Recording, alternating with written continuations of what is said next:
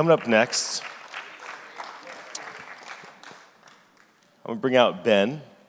Some of you have enjoyed things that Ben has created. He's a storyteller. He created the Social Network story. If you've seen that movie or the movie 21, working on something with the Winklevoss twins, and I'll let him tell you all about it. So I'd love to bring out Ben. Ben, why don't you come on out and share with our community.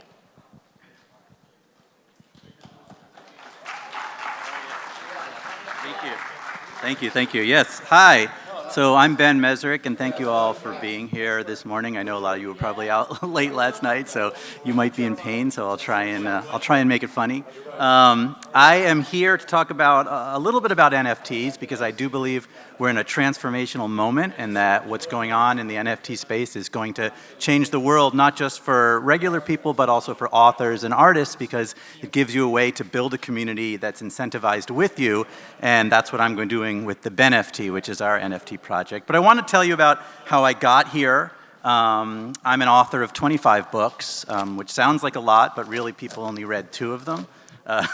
Bringing Down the House, which was the story of the MIT blackjack team, which was made into the movie 21, and The Accidental Billionaires, which was made into the movie The Social Network. And it's the second of those movies that essentially brought me here. So I never set out to be a nonfiction writer. I always hated nonfiction as a kid. I love television, like really bad TV, like Saved by the Bell and Three's Company. And my parents, fearing the worst, set a rule in our house that we had to read 2 books a week before we were allowed to watch TV. So I became a speed reader at an early age and decided I wanted to be a writer, but didn't know what that meant. And so when I graduated from college, locked myself up in an apartment in Boston, and I wrote 9 novels in a year, which I don't recommend to anyone. And I got rejected by everyone in the world. 190 rejection slips that I had taped to my walls like a serial killer. But eventually an editor took pity on me and said, I'm not going to publish any of the crap you've been writing, but go read John Grisham and Michael Crichton and try again. So I read Grisham and Crichton, and I decided to write thrillers. And I sold my first book at 24, which none of you read because it sold like 3 copies, and it was called Threshold, and it was horrible. Led to a second book called Reaper, and another book, and then I was writing for the X-Files. But my career wasn't taking off. I was massively in debt. I owed $2 million at the age of 26. I had an IRS agent who would come to my house and try and get money from me. It was a dark time, and some of you might understand that feeling of being under that level of pressure. And then I got lucky. I was hanging out in a bar in Boston, and there were a bunch of college kids, and they looked like regular college kids, except for they had tons of money. And all of it was in $100 bills. And I couldn't understand why they had so much money. So I went over to the main guy's house, and he pointed to his laundry, and he had $250,000 in stacks of hundreds. And immediately I thought, this guy's got to be a drug dealer, right? Because who has that kind of cash? But he wasn't a drug dealer. He invited me to Vegas with him. I flew to Vegas with him, and it turns out he was a member of the MIT blackjack team. And this was this incredible story right under my nose, happening, right in front of us that I'd never heard of before. This group of kids made $6 million playing blackjack. So I wrote a book called Bringing Down the House, and that became the movie 21. Now, 21 was about to come out, and again, another strange accident happened. I was sitting at home, and I got an email. A fan of mine had written me and said his best friend had founded Facebook, and no one had ever heard of him. And, at this point in time, Facebook was still small. There was still MySpace. This was a few years ago. So I went out for a drink, and in walked Eduardo Saverin. And I think a lot of you have seen The Social Network. He looked like Andrew Garfield, not quite as good looking as Andrew Garfield, maybe like Andrew Garfield who'd been kicked a few times. And he sits down at the table, and he starts the conversation by saying, Mark Zuckerberg fucked me. Now, since then, a lot of people have been able to say Mark Zuckerberg has fucked them, but at the time, it was probably the first Mark Zuckerberg fucking.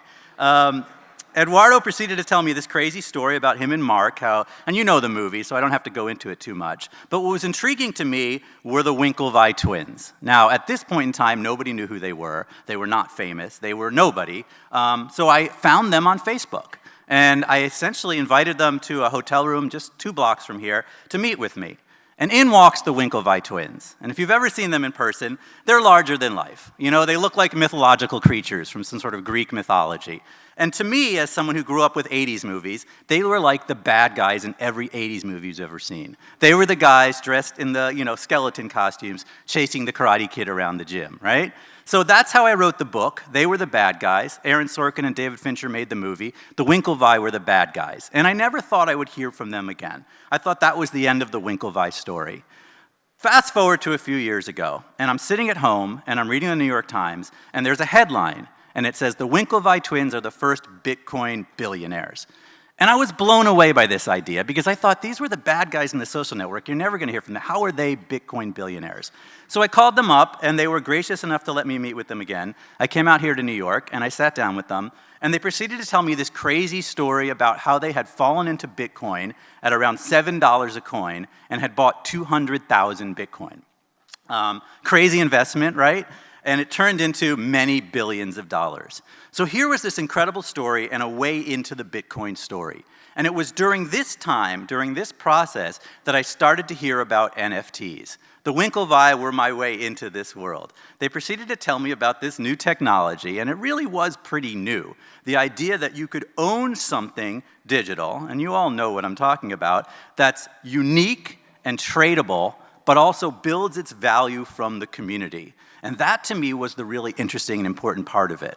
A couple years later, the GameStop drama happened, and I ended up writing a book about it, which we're shooting this summer as a movie, about how GameStop exploded. And what the GameStop story also taught me was that value has changed, that it has nothing really to do with actual fundamentals anymore. It has to do with the most important fundamental, which is a community, and a community that is emotional and incentivized. And so as an author, I tried to decide what I wanted to do with this.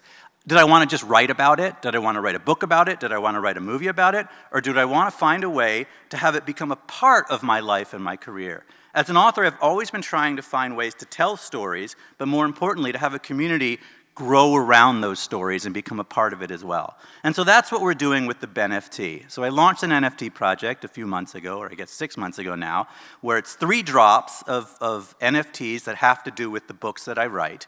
If you own one of each of the 3, you're going to get to share in the movie, in the screenplay that I'm writing about the NFT space. So there's a bit of an inception thing going on. The community gets to be part of the movie, and then I write the movie about the community. And that's essentially what the BenFT is. I really think this is going to become a platform for other writers. The goal is that writers won't just go to a publisher and have a publisher or a studio decide what has value.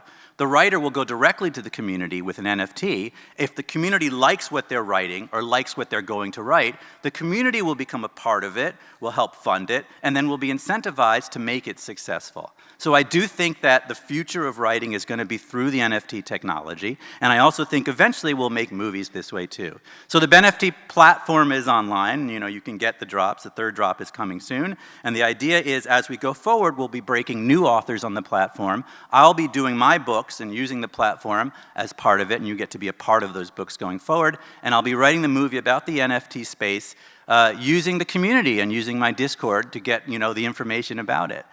So that's the story, and it all goes back to the social network and the Winklevi. And I guess my last comment about that is I think with the movie The Social Network, we did get Mark Zuckerberg exactly right. But we got the Winklevi exactly wrong. And that's what leads me to here today. Thank you so much. Thank you.